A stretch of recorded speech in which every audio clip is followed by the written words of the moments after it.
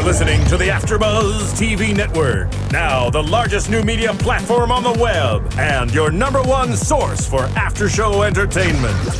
Very good, Gene Johnson.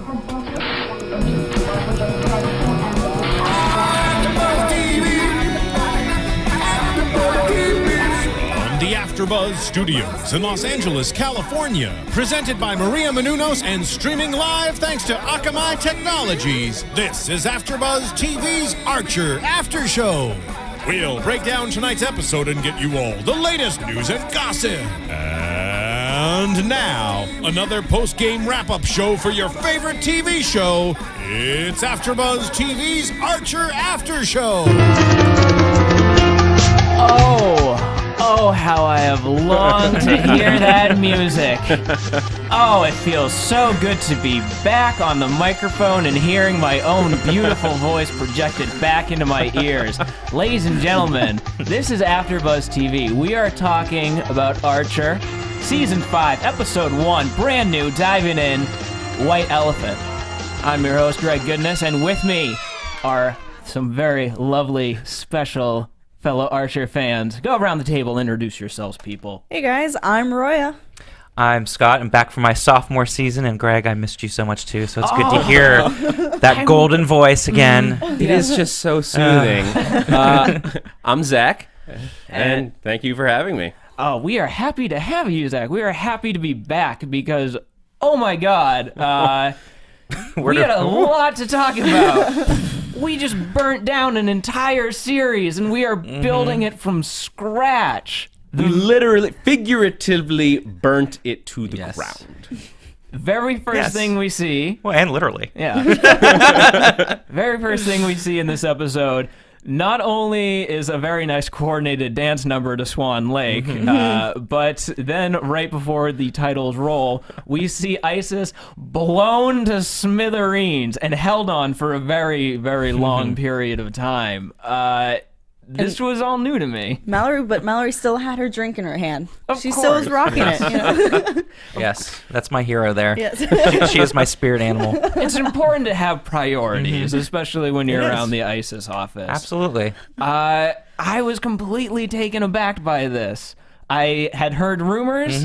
I heard things going in, people saying, you know, I've heard some chatter around the internet. Things are going to be different on block your Archer ears this season. Yeah, and I tried to focus out because I liked the surprise.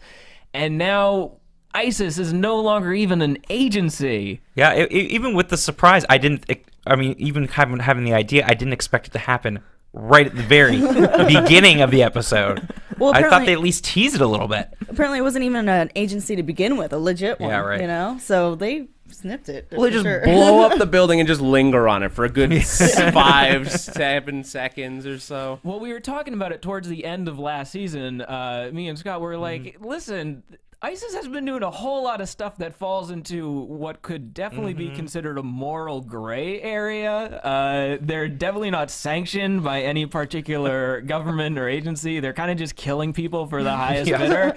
And so it was great to see, just like right out in the first act. It's, listen, you guys have not been operating under the jurisdiction of the United States, and this is totally not okay. You're getting charged with mostly treason. And it was good because like we were talking about last season too, it was like when Mallory was kind of going down the dark path. Like she's just getting a little too powerful for her own good. So it was nice to see kind of get the repercussions for that right off the bat at the beginning of season 5 here. And it was great that they called attention to it, too.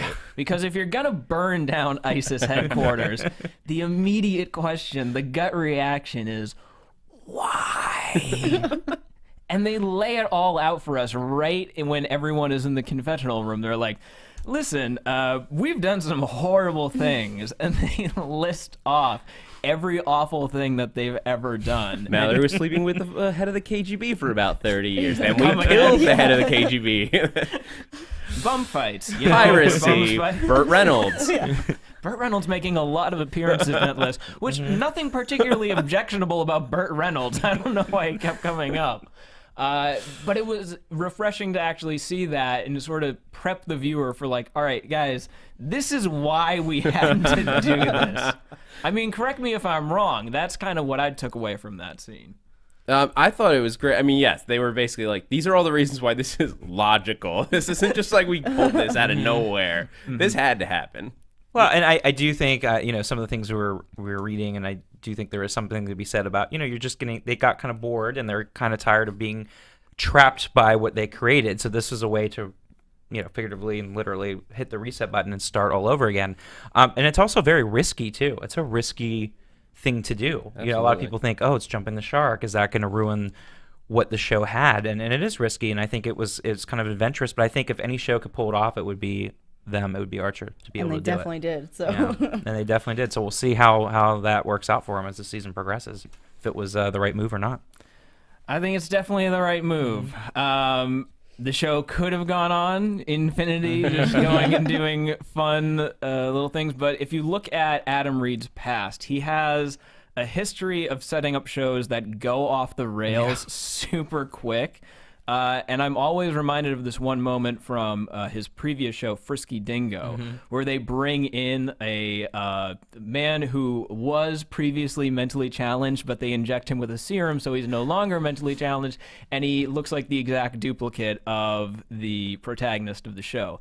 And if it sounds confusing, it was. I just let it go over my head then. I was like, just nod. The point being, they immediately shot him in the head and had the explanation of, listen, this just got too confusing. This sounds too... They said this in the show, mind you. This is all getting too confusing. It's a lot easier if he's just dead. And with all the crazy stuff that they listed off, you kind of get the impression, like, yeah, like how were these people able to operate? They abducted the Pope at one point. Like, where do you go from there?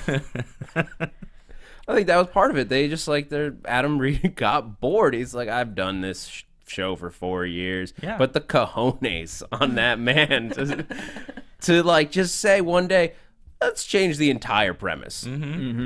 But I think if what we saw in this episode is any indication, I think it's gonna stay good.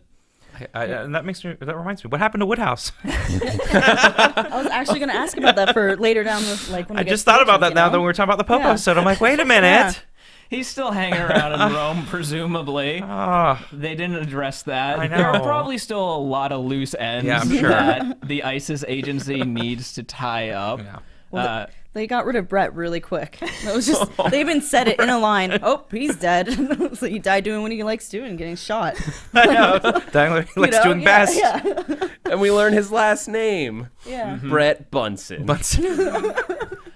I would like to draw attention to just the really deep symbolism of Brett dying. I mean, if anything, Brett was the anchor for Archer. You're absolutely right. No, you bring up a really good point because he was that anchor, that foil that they had from all the first 4 seasons. So it was, in a way, like just ripping off the Band-Aid to have that complete reboot by killing him off right away too. So that's a really good point. These stakes are real. Brett has died.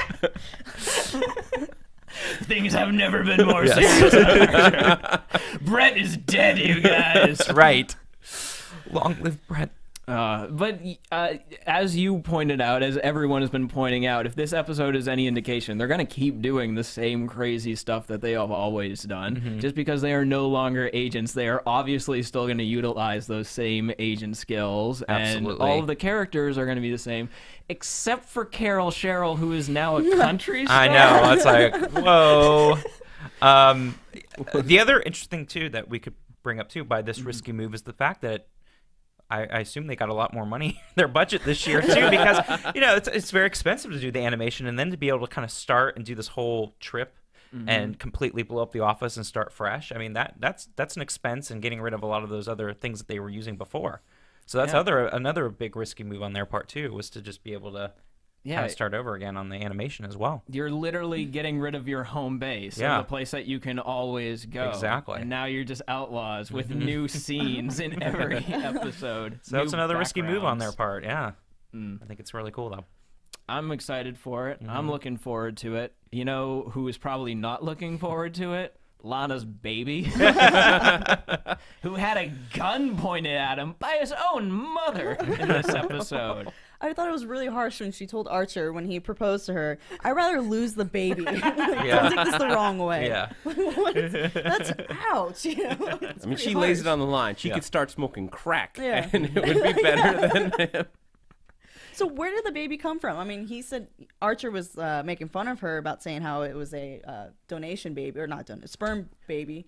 That almost felt like it came from truth, though. Yeah. Like some truth that they have not brought up before. Right? Because Cyril obviously doesn't know where it's from because he's still calling it a bastard child from an unknown man. Yeah, I And took he's it as their own child. that they still kind of left that open for us. That they're Yeah. not ready to fully reveal that yet. So I kind of like the fact that it's still a little mysterious. Like, who is it? Because we could obviously think the Archer. choice there being Archer, but I like the fact that they're kind of leaving it as a tease there. Not off the table. Yeah. It is a spy agency, after all, or was a spy agency. Lots of lying going on. Yeah. Me and Zach were watching the last episode of the 4th season, just as a memory refresher. God, you guys are so smart. Well- Going back to refresh it. No, because that was a question that we had. Was now who again is the father But of see, this baby? they never said who it was. No, and they That's what's funny established about that it is definitely not Cyril. Yes. Yeah. Yes. So Yes. he doesn't have any lawyer/accountant Yes. baby blood in him.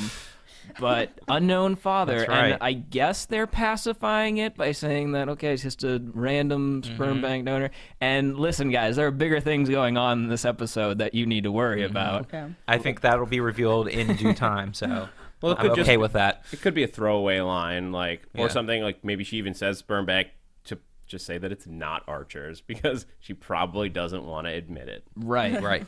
What's interesting about this, though, is I think that they are really making a commitment to sticking with this baby. Because not to question Archer's fathering skills, but anyone remember Seamus? Yeah. Has anyone seen it in about like 3 I know. seasons or so? And I think Lana, if the previews are any indication, this is going to be something that she's dealing with. Yeah. And not Yeah. just some random thing that they throw away a few episodes down the line. And I like that, actually. I like that they're sticking to that because that takes a commitment there on their part.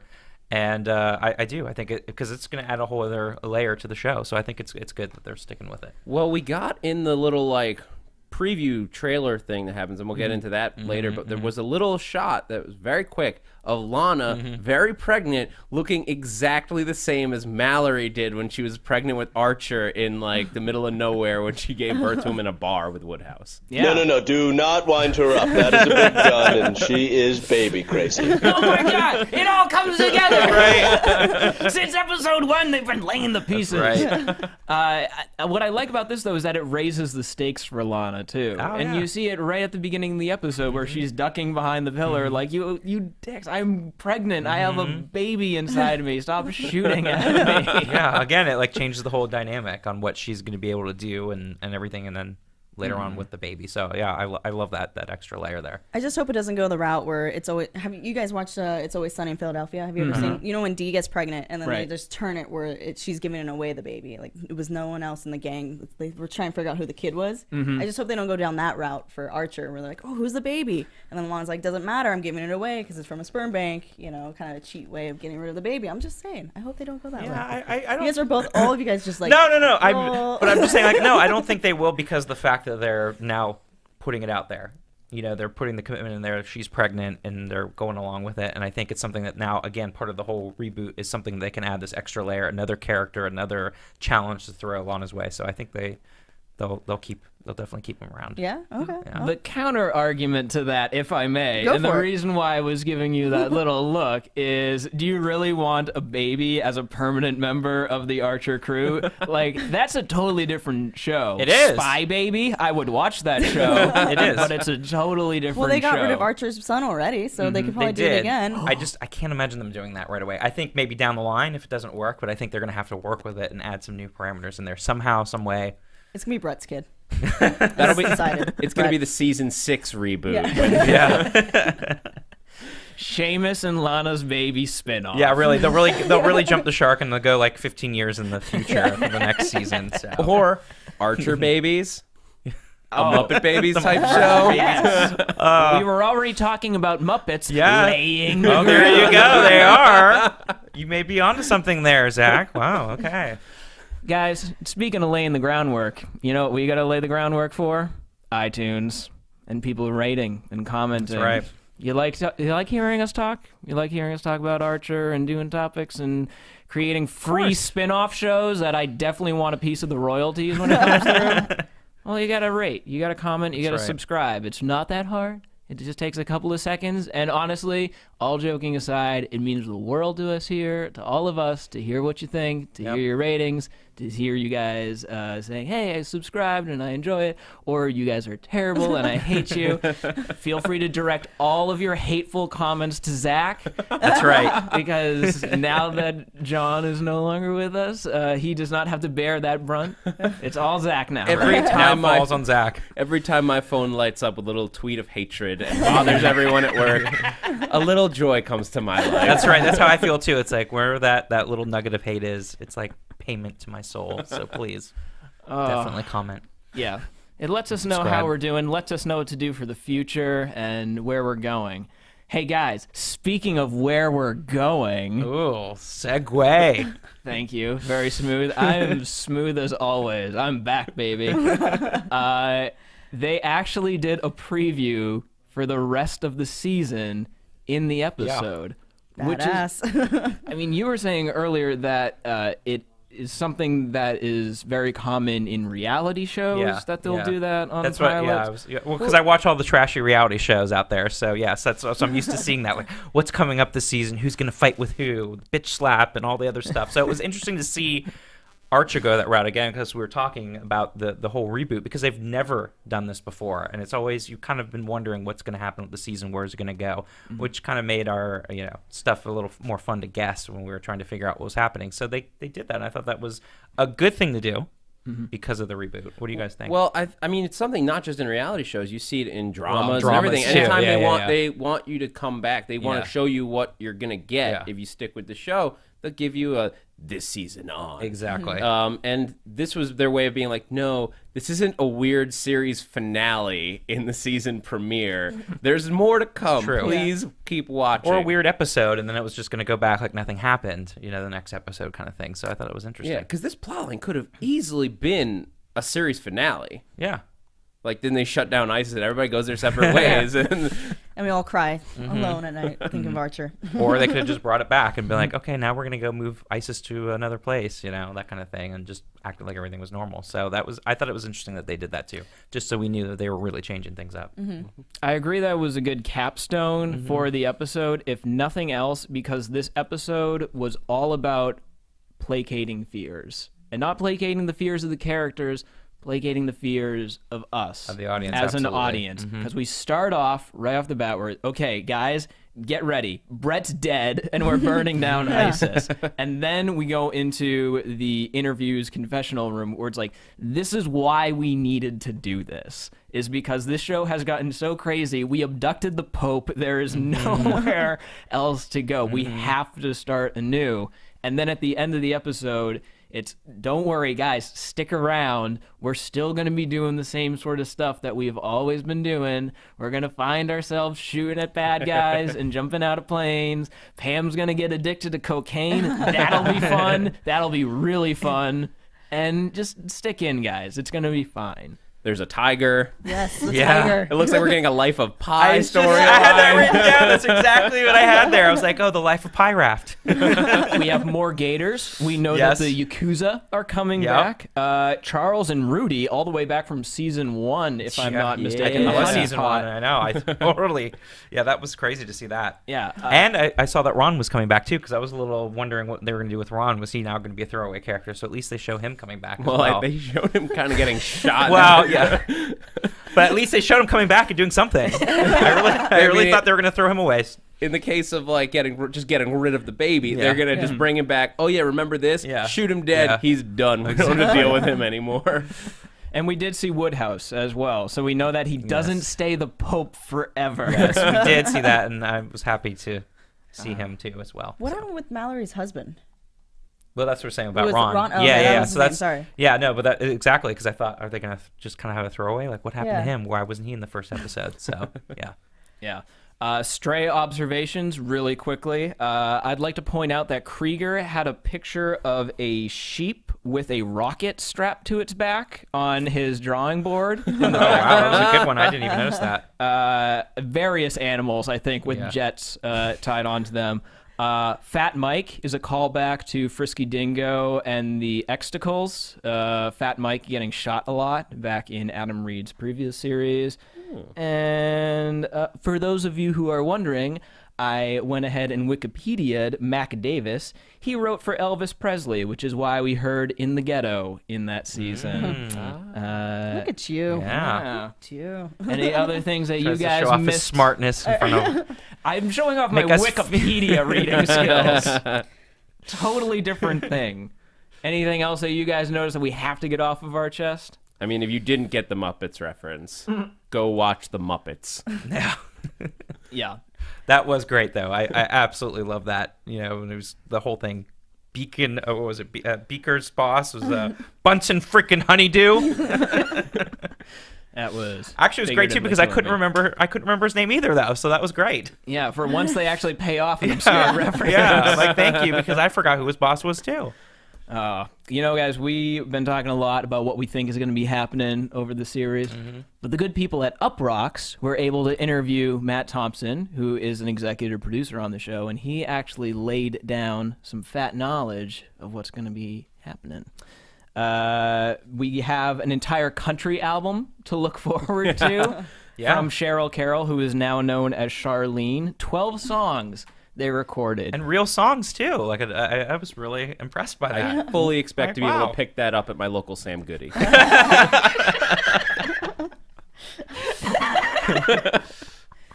Sam Goody? Oh, man. I am older than I seem. You are reaching back into the annals of time, good Yeah, sir. wow. I'm just going to get the record. One of those songs is including a Danger Zone cover, Yes. a country Danger Yes. Zone version. Well, potentially. They said that they may either do a country version of Danger Zone or just a pair up of the two of Well, them. they have to do it. They have to do it now. I mean, because that, and I mean, do you guys think that whole promo thing was just amazing? It was so well done. The Oh my God. music video, the Danger Zone, The Yeah. Top music Gun. video. Yeah, the whole time. I mean, that was Danger Zone. incredible. Oh, man. And again, that was a lot of money to spend on doing that. Just that promo. It was fantastic. So yeah, they have to do that now. They have to. Other things in this article that were worth noting: Mallory, quote, becomes some kind of untethered because she is no longer the boss. Which is a good point to bring up because it's true because she's not really anymore. I mean, she's that not going to be leading aspect. a Coke dealing organization. She doesn't have Question the mark? organizational skills. Yeah. And also, there's going to be an upcoming Smokey and the Bandit episode, which I'm not sure how they're going to pull that off as a. But hey, I leave it into their very, very capable hands. I believe the voiceover was 24 hours to drive to Texas. With that in mind, I think let's get that spooky theremin music going. And now, your AfterBuzz TV predictions. Oh my God, we have strobe lights. I know. now? Wow, this is so fancy. I forget this is Garrett's first time in the studio. The theremin Yes. music gets more and more exciting every season. All right, let's go around the horn, guys. Predict something. Ray's definitely gonna lose his legs again and again and again and again. Just gonna throw that out there, you know. So that's my one prediction I know will come true. I know it's really tough this time because of like seeing the whole preview. I'm like, okay, what is it that's gonna happen that I don't know? Yeah, what does it mean? What does it all mean? I think that's the real question. Zach, any particular glimmers of insight? I mean, we talked about it earlier, but I think Archer is the father. Okay. Okay. All right. I stand by it as it's the most potential for Yeah, I comedy. like that. If I had to bet, I would, but I'd like to see them switch it up. I'd like them just to throw us a curveball. Okay. It's Ron's baby. I predict that not only is Woodhouse coming back, with his prior drug background, he is going to become the new leader. the kingpin Yes, there you go. The kingpin, of this proper little drug term. organization. Fantastic. I like that. Yeah. I really do like that.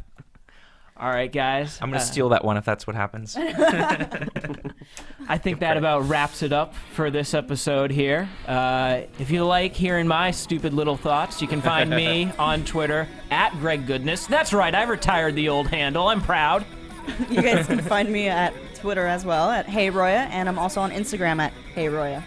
And you can find me on the old Twitter at SMan80. I got to change mine at some point. And you can also find me here looking at AfterBuzz starting this Sunday the 19th, and also Klondike starting next Wednesday the 22nd. You can find me on Twitter at @ZachWilson. That's Zach with a CH. And you can also catch me on Grim, Almost Human, and Helix.